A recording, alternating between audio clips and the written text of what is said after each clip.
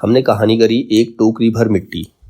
ये कहानी लिखी थी माधवराव स्प्रे ने। इसमें इम्पोर्टेंट चीज़ें क्या क्या हैं इसके अंदर इम्पोर्टेंट है, जमींदार द्वारा अपने महल के अहाते के लिए एक बूढ़ी विधवा की झोपड़ी हटाने और आँख खुलने के पश्चात वापस करने की छोटी सी आदर्शवादी कथा है। मतलब एक जमींदार है जो बुढ़िया से उसकी झोपड़ी हथिया लेता है। लास्ट में जब वो एक टोकरी मिट्टी लेने आते उसको बताती है कि वो उसकी बेटी जो है उसने खाना छोड़ दिया, उसकी पोती ने खाना खाना छोड़ दिया है, वो इस घर में ही आके खाना चाहती है, तो इसीलिए मैं इस घर की मिट्टी ले जाऊंगी, इससे चूल्हा बनाऊंगी, शायद इस पे बनी हुई रोटी वो खा ले। तो उसकी ये सारी कहानी सुन करके जमींदार परेशान हो जाता है, उसको अपनी गलती का एहसास होता है, उसकी झोपड़ी से वापस कर देता है। यही ये कहानी है। ठीक है, उसके जो मुख्य पात्र है वो है बुढ़िया और जमींदार, दोनों के बीच में ही संवाद चलता है।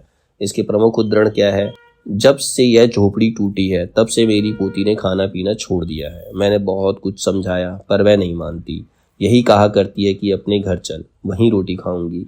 अब मैंने यह सोचा कि इस झोपड़ी में से एक टोकरी भर मिट्टी लेकर उसी का चूल्हा बनाकर रोटी पकाऊंगी, इससे भरोसा है कि वह रोटी खाने लगेगी। तो ये पूरी कहानी इसी प्रकार से है।